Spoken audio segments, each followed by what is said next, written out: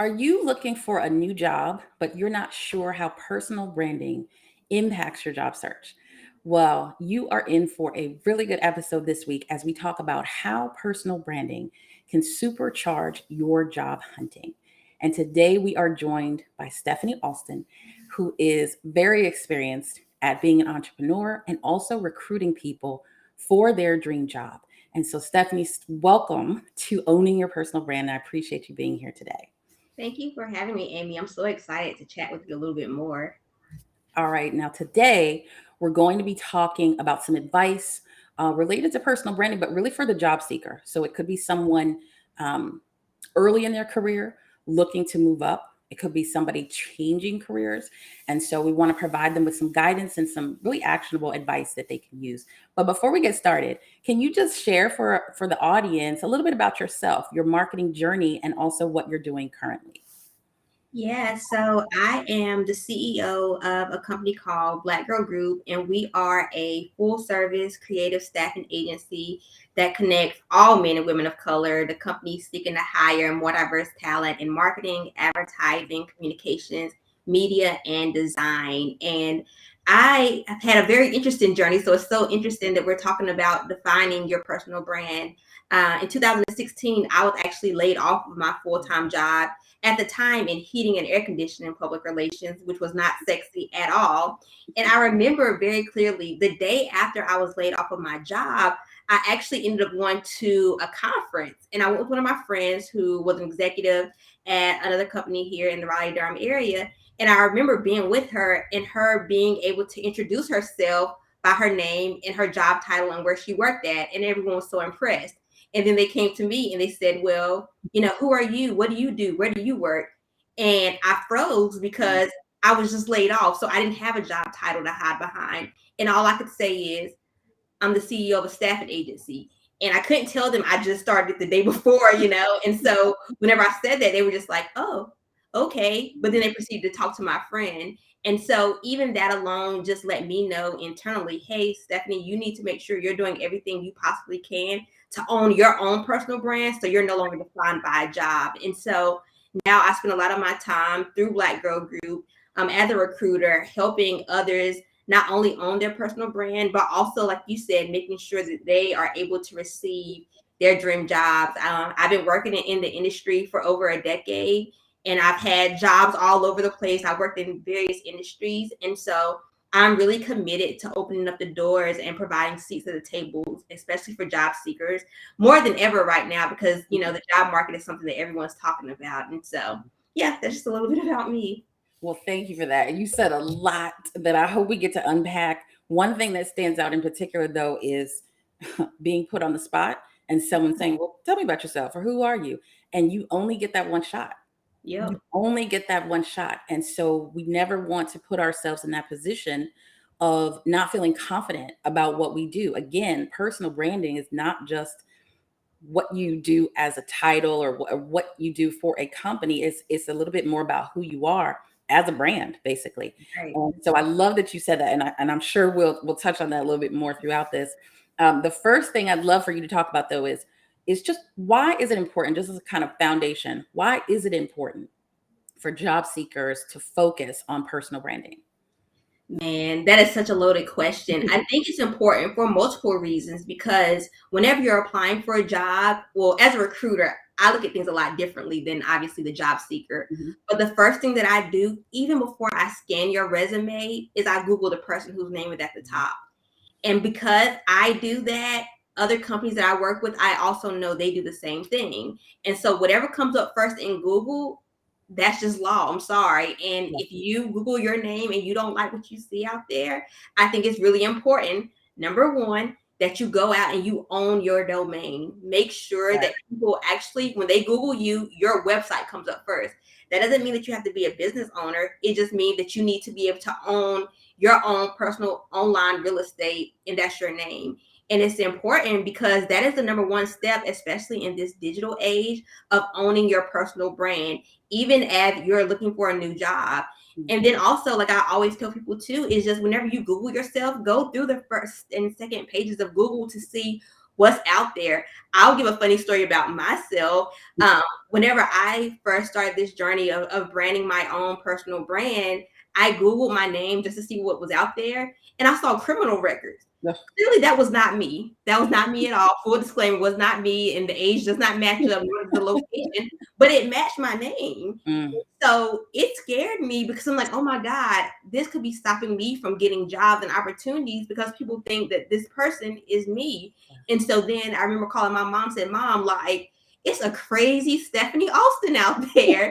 And so she was like, well, utilize your SEO skills and get it off the front page. And so that's what I did. So I owned, again, my online real estate. So that was me owning my domain. So buying the domain for my name. That was me going on social media and literally getting every single social media profile that had high ranking and making sure that my name was owned on there. There may be platforms I don't use, but I owned it on there. Again, that's because before a recruiter even goes through your resume and your experience, they're already doing what I like to call a soft background check. And so if you want to make sure that you're putting the best foot forward with your brand outside of your resume, I just highly encourage you to start off with that Google search and seeing what's out there about you. And then from there, building up your online presence with your name only to make sure that, you're not getting knocked out of job opportunities before you even have a fair chance. Yeah. Oh, I love it. We can probably talk about this for hours, but I think there's so many things that you said were important. So I want to put up this quote here that I just love because it's exactly what you were talking about. Start small, start with something simple, own your name, go find out what is online about you. I don't have a criminal with my name, but I have a very good Australian swimmer whose name is Amie Thompson, spelled exactly the same way. And I remember a couple of years ago, that was one of the, you probably told me this, one of the first things I did was Google myself, and everything on the first page was about her. And I was like, all right, I gotta, that's not gonna be helpful because people, like you said, no matter what it is, if you're looking for a job, you're looking for clients, people go to Google first. Right. And whatever they see first, that's their impression. And I did work very hard over the years to write more if I'm interviewed. And now when you go on there, she might have one entry on the first page. Oh, yeah. But then everything else is about me. And so it really, you can track that progress to see what's going on. So absolutely what you said is so on point. Know what's being said about you or someone with your same name. I always thought I spelled my name differently. Nobody's gonna, have the same thing. So I love what you said about that. And I think that in a world of misinformation, in this quote is so important because you just don't know if you do have a more common name, what else could be out there, or frankly, what people could be saying about you. It could really be about it could be about you, but it could be something negative. And so you can't always delete what's out there, but you sure can balance it with a lot of positive things you're writing and your website and things like that. So I absolutely love that. I appreciate that. Amy, let me bring in too, because this is trending on social media right now in terms of this person. I actually was reading this morning that in 2020, and I know 2020 was a crazy year, so much kind of got swept under the rug, but Beyonce actually won a lawsuit that gave her the trademark rights to Blue Ivy's name. Oh, I do remember that. Yep. And a lot of people thought that she was crazy because they're just like, it's a name, why would you want to trademark it? But again, she understands that her child is a brand. And so she took the initiative to fight for the trademark. Now, I have not trademarked my name. I think that's, that's a little above me. However, I think, understanding that even at a young age, you really have to be careful of like how you're beginning to build a personal brand. Like you'll see all these celebrities, they're putting their children on social media. Again, they're starting their personal brands early, whether or not the child even has any input on that. So again, I think the funny thing is as we get, later on in life, we have to start realizing that, there may be a generation of kids who have no control over their personal brand because their personal brand was created for them before they were even thinking about personal brand. So, I just think it's interesting. It's good. And it's the same point. Own your name. And so we might not be able to afford or need to trademark it. But definitely owning it and managing it is very critical. So I appreciate that. So the next thing I want to ask you about, okay, as a recruiter, when you are working with a client and they've identified a role that they need to fill and you've had all your conversations and you're ready to start actually recruiting, what is the first thing first, where do you go to start looking for people? And then what are those things that you are looking for before you would even consider bringing them to the client?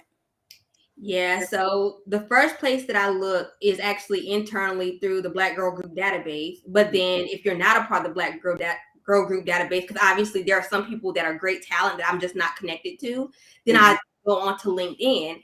And people are often shocked whenever I say I go to LinkedIn to Mhm. actually find folks for jobs. But what I want to tell people is to stop sleeping on LinkedIn. Make sure that you fill out that profile. Make sure you check your messages, because one thing that I do know is that lots of people, and I don't know why LinkedIn is this way in general, but what I've discovered is that lots of people actually create LinkedIn's, but then they never check it. Like they Mhm. just have it out Mhm. there. And so I always tell people, there are hidden opportunities in your inbox, especially right now. I'm not in the job market for a new role, but I can tell you every single day I am getting messages in my email saying, hey, I have this role open for you. Are Mhm. you interested? And recruiters are using LinkedIn as a primary tool in a lot of ways.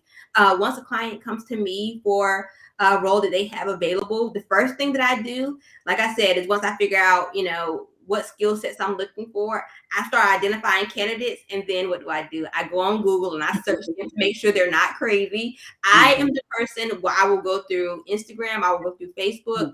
Mhm. And the reason why I do that is because, yes, I understand that everyone has a right to a personal life, and that's fine. But because of the job that I'm hiring for, they're very front facing roles. I always want to make sure that you take care of your own personal brand too, right? Because if you don't take care of your own personal brand, then how can I trust that if, my client hires you, that you're going to be able to protect and handle their personal or their professional brand? And Mhm. so once I've gone through, the soft social media comb, then I look for soft skills, so communications, customer service, great writing skills, great design skills. And I say those soft skills because, like customer service and also communication, is because those are the premises of every single job. If you don't know how to treat people well, and I can't see that from your resume, then it makes it really hard for me to be able to market you, because the first thing that the client often asks me is, what can you say about their character? And granted, there are some that I don't know, but when I have those initial conversations, if, it seems that you're not, a good person, just in terms of character, then it's hard for me to be able to confidently say that you're going to do well in a Yeah. job that deals with customers every single day. And Yeah. so soft skills to me are more important than some of those hard skills that people really focus on, because I do believe, especially again for the roles that I recruit for, aside from maybe design, a lot of skills can be taught on the job, right? With great training, they can be taught. And so I try to make sure that I'm giving folks an opportunity who may not have the perfect resume, the perfect, combination of role that another company is looking for, but just making sure that I believe that they're trainable to be able to be successful in the role. Right. That's that's great. Two things that I heard from that. One is about kind of the personal and the professional, and the fact that you go to pretty much all of the social channels just looking for people and just to check them out before you actually talk to them. And I think that is really important. That certainly is not something that probably used to be done back when we were early in our careers, but now it's so important to understand that it's a bit combined.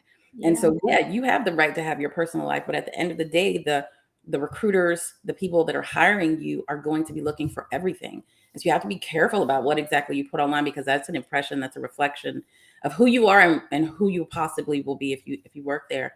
Um, but the other thing you said, let's see, you were talking about, I think I lost my little train of thought for a second.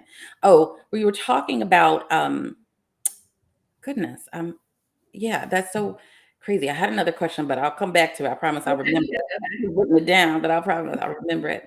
But let's move on for a minute in the fact that when you are going on LinkedIn or you are looking on social, there are so many people that might be qualified. How do you determine who to talk to as far as how can people stand out? So if you're looking for a particular role and you find 10, 20 people on LinkedIn that look interesting, who do you call first? Like what stands out to you? Huh, that's a good question. Sometimes it's just whoever comes up first, honestly. Like, cause so with LinkedIn, I actually have the recruiter version of LinkedIn, and so it ranks candidates for me. And so Okay. there are times where, like, I'll just see number one because they have more of the skills that I'm looking for, and I'll reach out to them first.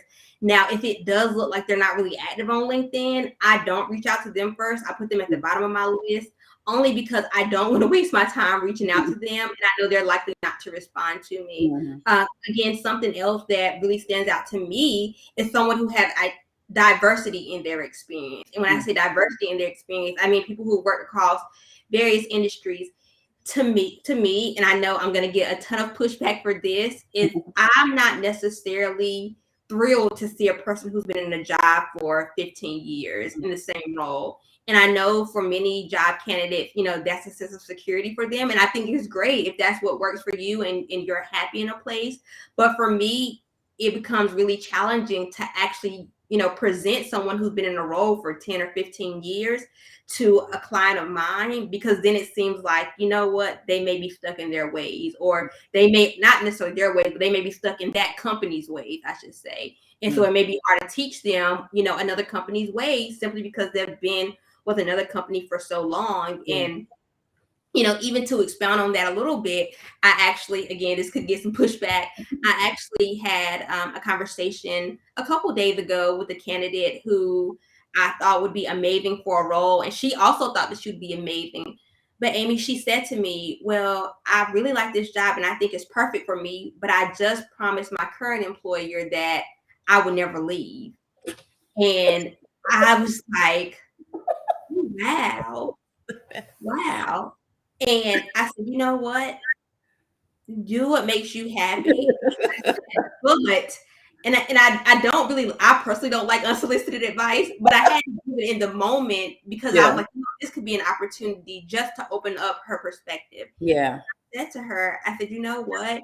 If you made that promise to them, that's fine. And if your loyalty is with them, that's okay. I said, but we're also in a very volatile job market. And so I said, you have to be careful. And even in a non-volatile job market, you have to be careful because just because you make a promise to them that you will never leave, if their company shuts down tomorrow, you don't have a job. And so you have to make sure that you remain open-minded. And again, make sure that even if you are staying in a job for a long period of time, again, make sure you're getting new skills along the way, learning new software, learning, new techniques. If your job is technique driven, learning, doing professional development on a consistent basis.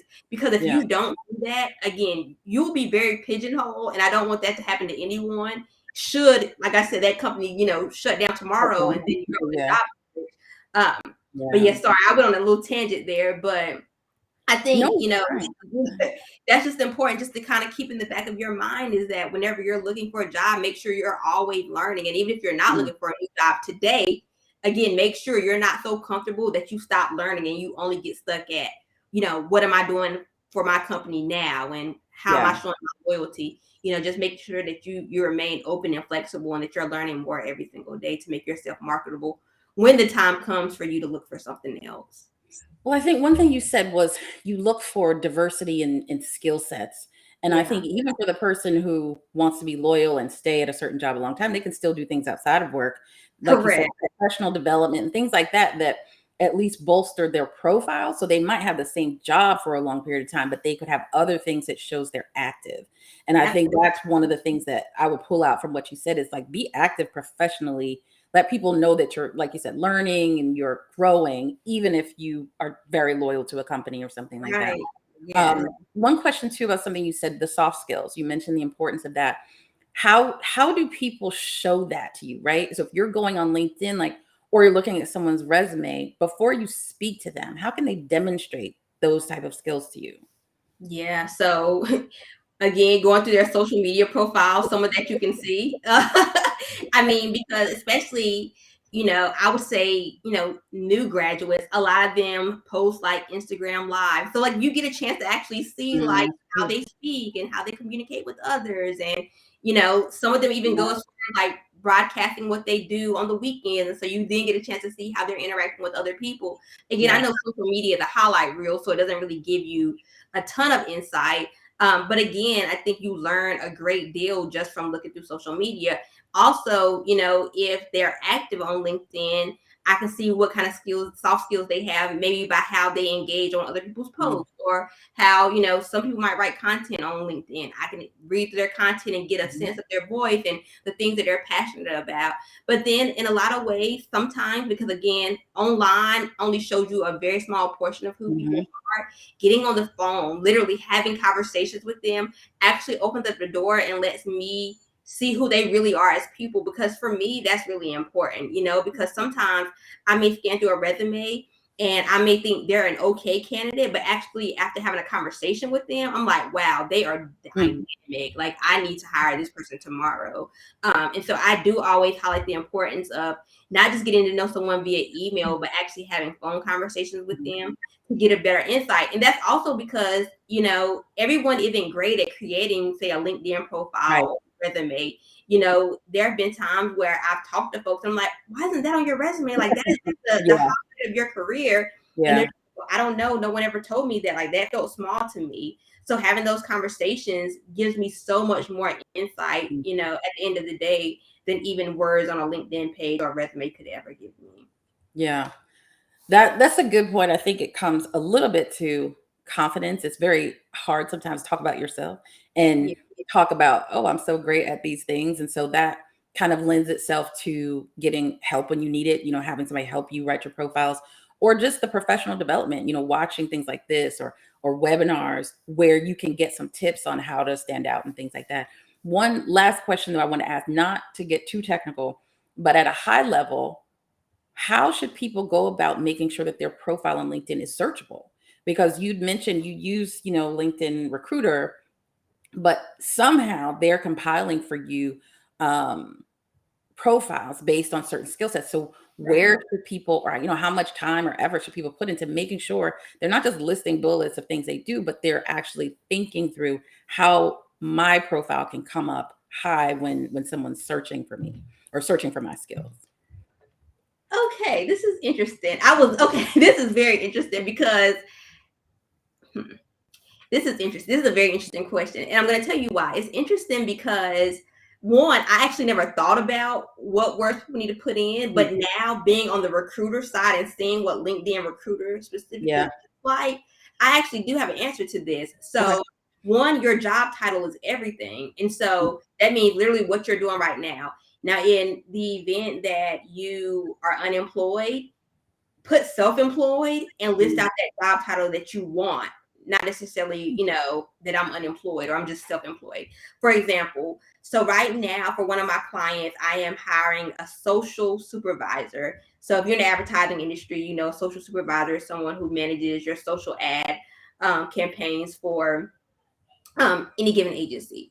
So the number one word that I look for is first. So on LinkedIn Recruiter, there's actually an option to type in job title. And so Okay. I type in, you know, social supervisor. It also gives me an option to put what city and state I'm Mm. in. And so I think, again, that's important because some people, they say, well, I don't want to put where I live at because Mhm. I don't want, you know, privacy reasons. And I completely understand. But if you want to be searchable by recruiters, you're going to have to put in your city and state. And Mm. the reason why that's important is because there are so many companies out there who can only hire in certain states. Mm. Like for this particular role, I can only hire in Texas and Georgia. So the two things that I'm always putting in is social supervisor, Texas and Georgia at the part of my search query. And then the last option I have is keywords. So the keywords that are in the job description are social media ads, digital media strategy. I type in those words as keywords, and then LinkedIn Recruiter automatically finds all profiles that have those words listed in their resume. So again, if you see a job out there or multiple jobs out there that you may be interested in, make sure that your LinkedIn profile is optimized for this. And Mhm. now in hindsight, I realize like there's a whole market for like LinkedIn optimization. So if Mhm. you're out there and you can do it, you know, Right. go for it. But again, like whenever me as a recruiter, when I'm searching specifically on LinkedIn, and I know that a lot of these ATS systems, which like the HR Mhm. system screened employees, a lot of those systems also search for keywords. Yeah. So, you know, a trick that I've learned is that if you see a job out there, sometimes you can literally copy and paste the job description and then figure out what part of that you've actually done and incorporate that into your resume or into your LinkedIn profile. As simple as that.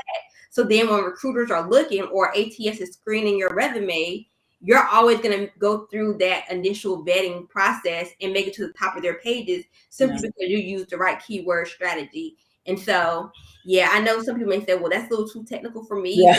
but if you can copy and paste, like I said, a job description and then tweak it, to what you've actually done, those keywords can be super valuable for you, especially like I said on LinkedIn, because that's Yeah. what I do is I'm using keyword queries and so yeah, keyword queries and then making sure that you actually put the job title that you currently Mhm. do, and then city and state. And those are, I would say, the top three things that you need to Okay. focus on whenever you're optimizing your online presence. Got it. I think that's good. I know it's a little bit in the weeds, but I do think it's important that people understand it's, some people probably think, "Oh, I'm so qualified for this job. Why didn't they call me back? Or why didn't I get an interview?" And sometimes it's as simple as these recruiters and HR folks are busy and they are going to use the easiest way possible to find the top talent to be able to go and make that outreach for. And so if you don't have those optimized profiles or you don't have a digital presence, they can't find you. And so that's kind of that first part of the personal branding from a tactical perspective is making sure you have that digital presence and making sure it's optimized. So I think that was helpful. It may have been a little bit too deep, but it's helpful that people at least know that there's something they should be looking into. They should be trying to identify. So I think that's really good. Yeah. Now we're going to close down with one last question, which is really just advice that you might share. I mean, you've given incredible tips throughout this conversation of things that people need to think about, things that people can do to make sure they're better prepared and make sure that they use personal branding to help them with their job search. But what kind of advice might you give to people who right now are, tightening up their resumes, or actually looking for the right fit for them? What kind of advice could you share? Yeah, so I have two pieces of advice. Number one, like, don't beat yourself up if you haven't figured it all out yet as it Mhm. relates to personal branding. And the reason why I say that is because, someone may hear you and I talk and say, oh, well, they have it all figured out. But the thing is that we've learned through trial and error and Mhm. personal experiences. When I graduated from college, I graduated with a degree in journalism and mass communications. And I just knew that I was going to get the job of my dreams instantly just because I had the degree and I had some great internship experience. I ended up, and this is not exaggeration, I went on over 500 job interviews after I graduated from college. Wow. And that is both phone interviews and in-person interviews before I actually landed my first job. And it was very discouraging. And what I quickly learned was the importance of optimizing those resumes, because what would happen is I would have interviews and I would bring up, an experience I had, and they'll say, well, why isn't that on your resume? Mm. And so what I realized is that the reason why I had gone through so many interviews and not gotten the job is because I didn't know, like you said, how to articulate exactly what it is that Yeah. I did, but also being able to give myself praise, and be able to highlight, hey, these are the things I've done, these are the things that I've accomplished, and here's what makes me qualified. So I say be patient with yourself. Don't beat yourself up if you haven't figured it out yet. You will. Trial and error. A/B test your resume. So Mhm. that means, create multiple versions of it and figure out which one works better for you. That's really important too, because maybe you're looking for a variety of different jobs and you're trying to figure out, okay, well, how do I land this job? Try different versions of your resume and see if one gets you more feedback than other, and the one that gets you better feedback, start using that more Mhm. consistently. And then lastly, I want to say, and you and I talked about this before the show, is don't put yourself in a box as it relates to personal branding. Even for myself, I know some people may look at me and say, oh, well, I thought you did PR. I thought you do SEO. I thought you did this. I thought you did that. And I do all those things. At the end of the day, I am a person. So personal brand is about you and who you are, not Mhm. necessarily an occupation, not necessarily a career. I actually had a good friend who I grew up with, who oddly enough, started out being a nurse and she's now an attorney. And a lot of people have said, like, how do you jump from being an RN to an attorney? Because that's off brand for you. And at the end of the day, it's not about what you choose to do. And the biggest thing is that this individual, she likes to help people. Mhm. Now, granted, she's helping people in different ways, but if you look at her soft skill set, her soft skill set is helping those who are in need. Mhm. At one point she did in the medical career, and then later she did it in the legal industry. There's nothing wrong with that. So if you feel like, hey, I need to stay in this one job industry, or I need to focus on this job only, don't focus on one area because you feel that people are going to think that you're all over the place. At the end of the day, your personal brand is about you and what you're passionate about and what you bring to the table. So never be afraid to step outside of the box that sometimes I believe that personal branding can put you into. No, I love that because it's so important. It takes a while to find the right career path. And so you might have a few different industries that you work in until you really figure out where your sweet spot is. But like you said, personal branding is about you. It's not about the specific job you have or had. It's about you and what are those things that really flow through all of your different jobs. What are those characteristics? What are those values that you can add? So I love that, and I think it's great advice for people. And so I want to close out just with saying and kind of reminding people that personal branding is something that you need to own wherever you are in your kind of professional journey. You could be looking for a new job, you could be looking to get promoted, you can be an entrepreneur like us. But whatever you do, you need to own your personal brand. You need to make sure, I mean, some of the things we talked about here, make sure what's online about you is accurate and how you want people to see you. What impression are you making when people look at you online? How easy is it for people to find you and find out information about you? And you really have the power to do that. I think one of the things based on what you just said is messaging is so important. It's truly a marketing exercise to find a job or to build a career because it's about not just the specific things that you did, but it's what is your message? What is your key message that you can share with employees, partners, or others? And so I'm really excited that you shared all this great information from people. Thank you so much for being here. Where can people find you? How can people get in touch with you or follow you online? Ooh, well, you can visit me on my website, stephanieralston.com. If you're interested in learning about my staffing agency, you can visit us at blackgirlgroup.com. In terms of social media, I can't always remember my social media handle I because got it for I you had here. to use Yeah, I got hyphens. it for you here. Oh, yeah, okay, okay. So it's Steph underscore R underscore Alston on Twitter. And you can follow me on LinkedIn. But and then lastly, if you just want to contact me directly, you can reach me at stephanie@blackgirlgroup.com. I'm always happy to provide information and also answer questions as it relates to personal branding or recruitment, because at the end of the day, teamwork makes the dream work. So any way I can be of service to my community, I'm more than happy to help. Yeah. And take advantage of that. So many people, guests that I'll have and people in my network are always open to having those conversations. And most people don't take advantage of it. Take advantage of it because, especially with personal branding for job seekers, you can't always see all of the sides of yourself. And so sometimes it's great to have an objective person give you some feedback on whether it's your resume, whether it's just your approach, whatever it may be. So definitely take Stephanie up on that and reach out. I want to thank everybody for joining us and listening in on this conversation about owning your personal brand specific to job seekers and those that are on the hunt for a new job. Thank you so much for listening. And hopefully we'll see you again next week.